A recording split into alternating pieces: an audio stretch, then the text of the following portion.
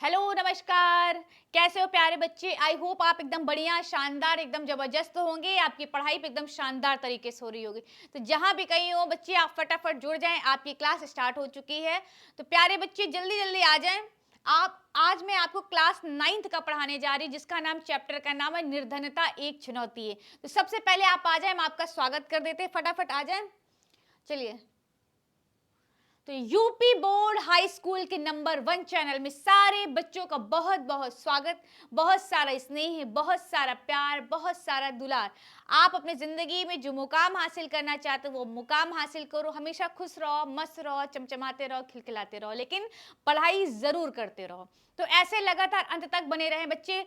Session को like करें, comment करें, सब्सक्राइब करें, अपने दोस्तों को भी शेयर करें कि आप यूपी बोर्ड हाई स्कूल के नंबर 1 चैनल में अनुपमा मैम से एसएसटी पढ़ रहे हो, जहां मैं आपको पढ़ाती ही नहीं हूँ, आपको एंजॉय भी कराती हूँ।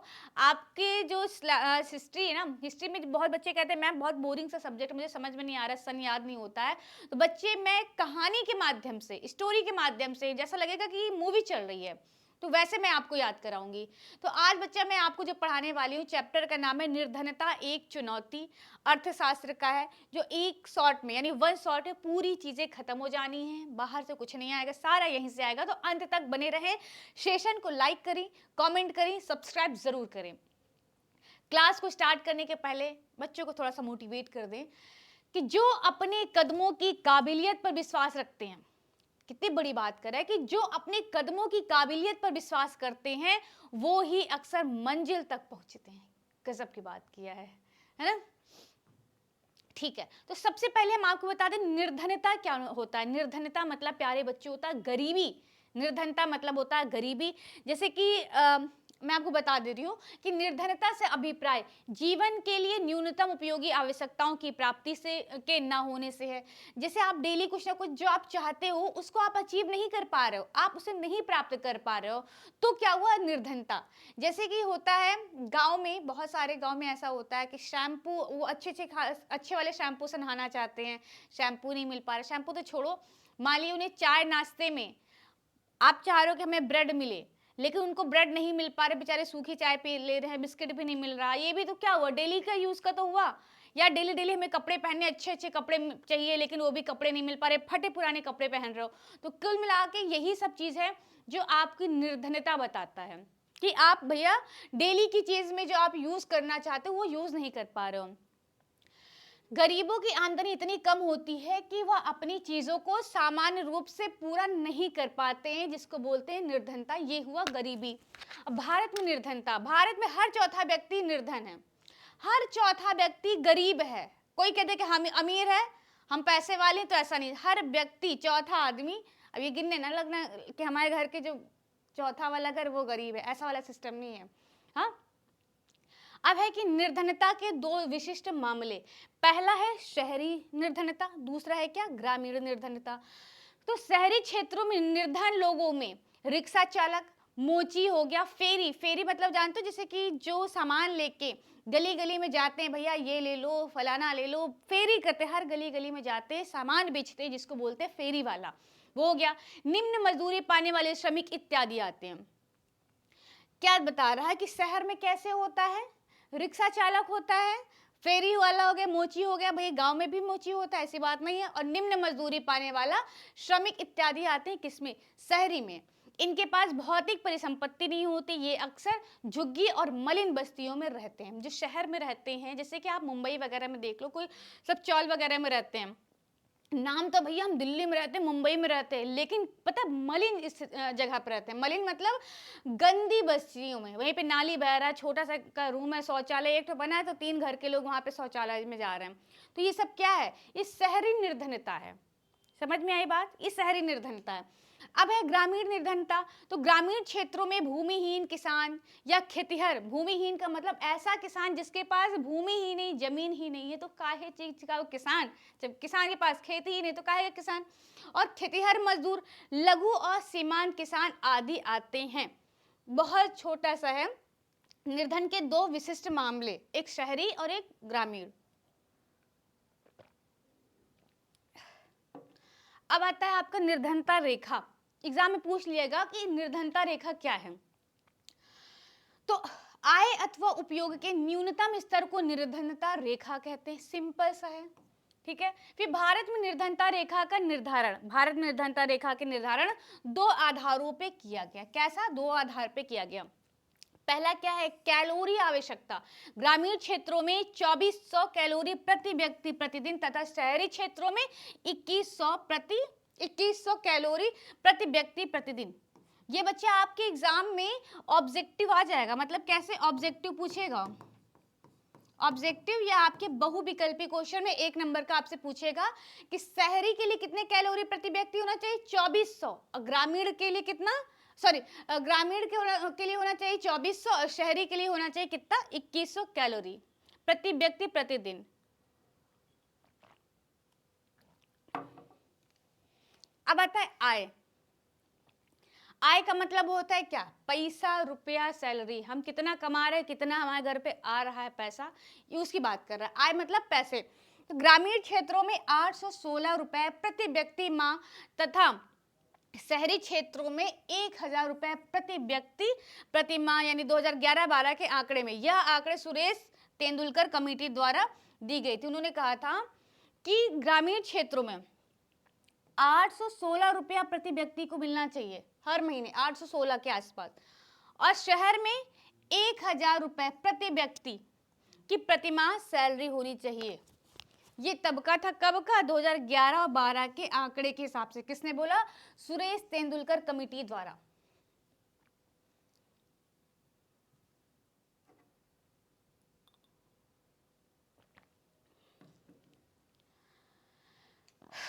इसके बाद गरीबी का आकलन किसने किया? सी रंगराजन के नेतृत्व में एक और कमेटी बनाई गई। किसके? सी रंगराजन के नेतृत्व में एक और कमेटी बनाई गई, जिसने अपनी रिपोर्ट जून के 2014 में दी गई। इसके अंतर्गत ग्रामीण क्षेत्रों में 972 रुपए, कहाँ? अभी ग्रामीण क्षेत्रों में कुछ और रुपए था ना, अब देखो बढ़ा दिया गया। कितना? 972 प्रति व्यक्ति प्रतिमाह। प्रतिमाह मतलब मंथली, हर महीने। इसका मतलब होता है क्या? हर महीने। हर महीने में इतना पैसा होना चाहिए। और शहरी क्षेत्रों में कितना? 1407 रुपए प्रति व्यक्ति प्रतिमाह निर्धारित किया गया। ये कमेटी थी। पहले कमेटी में हमने क्या बताया आपको? पहले कमेटी में कितना था? 816। और दूसरी कमेटी में देखो कितना? 972 रुपए बढ़ा दिया। भैया धीरे धीरे चीजें बदलती ना। वही जगह तेल, शैम्पू मान लो 5 रुपए का आता रहा होगा, 1 रुपए का आता रहा होगा, अब आता है 10 रुपए का पैकेट, छोटा पाउच वाला। तो होता है ना, चीजें बदलती है कि नहीं?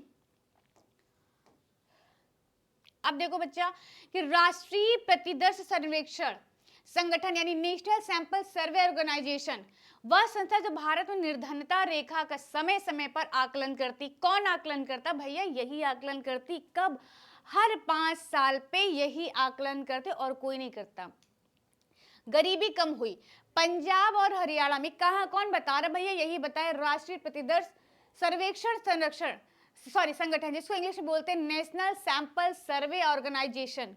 ठीक है, इन्होंने बोला, आकलन किया कि गरीबी कम हुई। कैसे? पंजाब और हरियाणा में उच्च कृषि वृद्धि दर। हाँ, केरल ने मानव संसाधन पर ज्यादा ध्यान देकर निर्धनता को कम किया। बहुत सही बात, ये सब आकलन किया इन्होंने। आंध्र प्रदेश तथा तमिलनाडु ने अनाज के सार्वजनिक वितरण के द्वारा निर्धनता को कम किया। भैया वितरण का मतलब पता है ना? सार्वजनिक वितरण का मतलब होता है बांटना। सार्वजनिक मतलब सबको बांटना। पश्चिम बंगाल में भूमि सुधारों के माध्यम से इस तरह क्या हुआ? गरीबी कम की गई। समझ में आ रहा है? इस तरह क्या हुआ? गरीबी कम की गई। अब आगे देखते हैं, असुरक्षित समूह कौन है भाई? असुरक्षित समूह मतलब भैया बच्चा, एक होता है अनुसूचित जातियां, एक होता है अनुसूचित जनजातियां। अनुसूचित जातियां मतलब होता है क्या? एससी होता है। और अनुसूचित जनजाति मतलब होता है एसटी। जो जंगल हमारे बीच में नहीं रहते हैं, जो कहते हैं झिंगा लाला हुर्र, झिंगा लाला हुर्र, मतलब क्या? पत्ती का कपड़ा पहन लेंगे, अलग चाल होता, अलग रहने का तरीका, अलग खान पान का तरीका, भाला लिए रहते हैं। हमारे बगल में अचानक से आज हो सकता है हम डर जाएं, लेकिन अब तो बहुत बदल गया, डेवलप हो गया है, चीज़ें भी बहुत बदलाव आता है। समय के हिसाब से चीज़ें धीरे धीरे सब बदल जाती हैं। ठीक है, तो जनजाति ग्रामीण श्रमिकों के परिवार कह रहा अनुसूचित जाति जो एससी हैं गांव के लोग, या शहर में जो एससी हो, या एसटी जो जनजाति लोग हैं, या तो ग्रामीण श्रमिक गांव के जो श्रमिक हैं, श्रमिक मतलब मजदूर के परिवार, या नगर के अनियमित परिवार, मजदूर परिवार, या नगर यानी शहर के, नगर के कोई मतलब वहां का मजदूर परिवार हो गए, ये सब क्या है, ज्यादातर असुरक्षित हैं। बात समझ गए? ज्यादातर असुरक्षित मतलब ज्यादातर ये गरीब हैं, ऐसे ऐसे लोग गरीब है, यही असुरक्षित समूह में आते हैं। अभी क्या है, अंतरराज्यीय असमानताएं, प्रत्येक राज्य में निर्धन लोगों का अनुपात एक समान नहीं होता है। जरूरी नहीं कि हर जगह मतलब निर्धन मतलब गरीब लोगों का अनुपात सेम नहीं होता है। बिहार और उड़ीसा सर्वाधिक निर्धन राज्य हैं।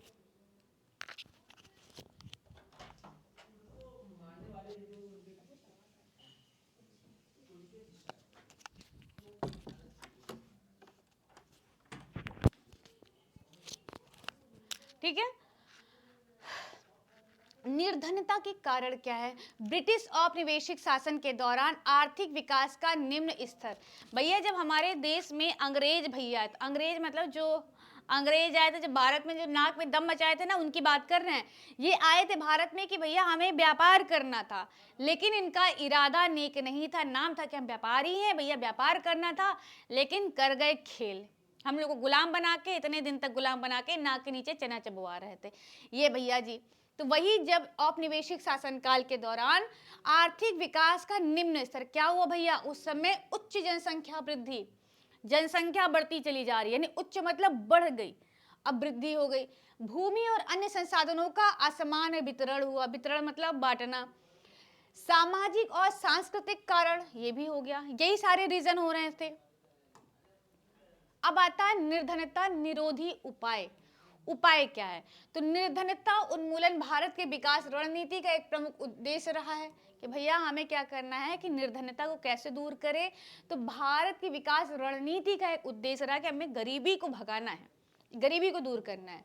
तो सरकार की वर्तमान निर्धनता निरोधी रणनीति मोटे तौर पे दो कारकों पर निर्धारित है। पहला, आर्थिक समृद्धि को प्रोत्साहन देना, आर्थिक समृद्धि को प्रोत्साहन देना। लक्षित निर्धनता विरोधी कार्यक्रम, मैं इसको लिख देती हूं।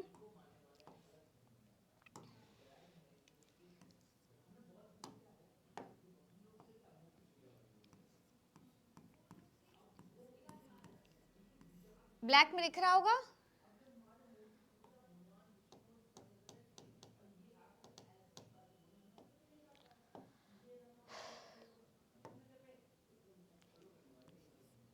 अभी दिख रहा है बच्चा? लक्षित, व्हाइट में कर देते हैं, डोंट वरी, मैं इसको व्हाइट में कर देती हूँ, अब दिख रहा होगा। लक्षित निर्धनता, ठीक है, निरोधी कार्यक्रम है।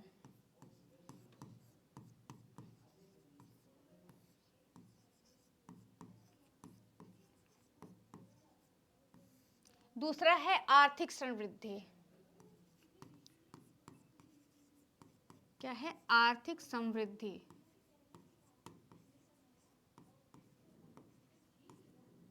हाँ, को प्रोत्साहन।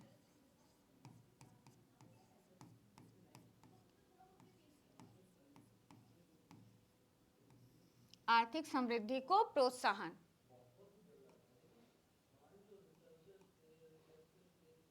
ठीक है,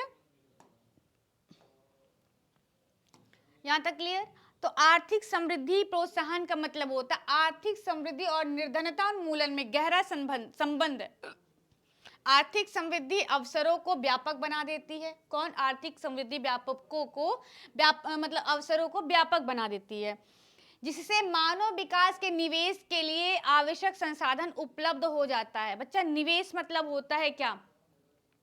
निवेश मतलब होता है, पता है, जैसे आयात होता है, निर्यात होता है, आयात करना, निर्यात करना, वैसे होता है निवेश मतलब खर्च करना। लेकिन ऐसा संभव है कि आर्थिक समृद्धि से निर्धन लोग प्रत्यक्ष लाभ नहीं उठा पा रहे थे, इसलिए लक्षित निर्धनता निरोधी कार्यक्रम की आवश्यकता होती है। ये है। अब आता है लक्षित निर्धनता निरोधी कार्यक्रम। कहने का मतलब क्या था कि गरीबी को दूर करने के लिए भारत ने बहुत कुछ किया, यानी भारत की विकास रणनीति के लिए बहुत कुछ किया गया। उन्होंने क्या किया, पहले आर्थिक समृद्धि को प्रोत्साहन के लिए कुछ किया गया और लक्षित निर्धनता निरोधी कार्यक्रम लागू किया गया कि भैया गांव से गरीबी दूर हो। तो लक्षित निर्धनता निरोधी कार्यक्रम क्या थे कि महात्मा गांधी राष्ट्रीय ग्रामीण रोजगार गारंटी अधिनियम लागू किया गया, प्रधानमंत्री रोजगार योजना लागू किया गया, स्वर्ण जयंती ग्राम स्वरोजगार योजना, स्वरोजगार का मतलब है जो खुद का बिजनेस करे, प्रधानमंत्री ग्रामोदय योजना, अन्न योजना, और इसलिए इन दोनों रणनीति को पूरक भी माना जाता है, एक दूसरे का पूरक माना जाता है। क्लियर।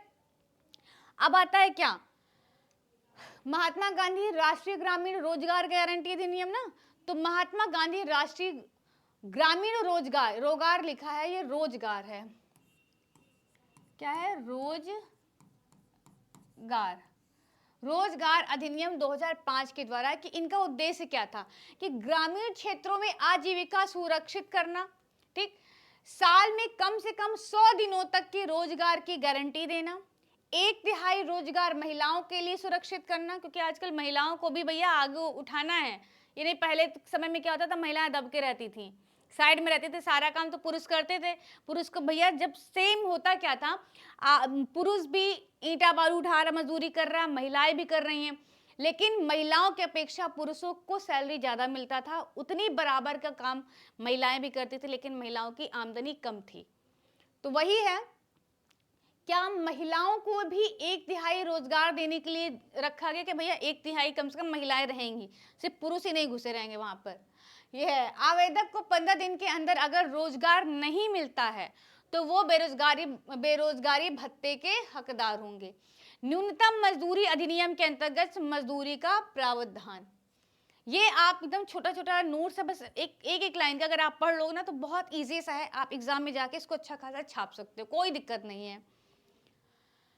प्रधानमंत्री रोजगार योजना ये कब लागू हुआ है, ये 1993 में लागू किया गया है। इसका उद्देश्य क्या था कि ग्रामीण और छोटे शहरों में शिक्षित बेरोजगार युवाओं के लिए स्वरोजगार का अवसर प्रदान करना। स्वरोजगार का मतलब खुद का बिजनेस करना, खुद का, ठीक है। अब वो खुद के लिए तुम कुछ भी कर सकते हो, रेस्टोरेंट भी डाल सकते हो और कुछ भी, है ना, लड़कियां रहेंगी अपना पार्लर खोल लेंगी, ये चीजें हैं। ग्रामीण रोजगार सृजन कार्यक्रम 1995 में, इसका उद्देश्य था कि ग्रामीण क्षेत्रों में छोटे शहरों में स्वरोजगार के अवसर सृजित करना है, मतलब खुद का बिजनेस का सृजित करना है।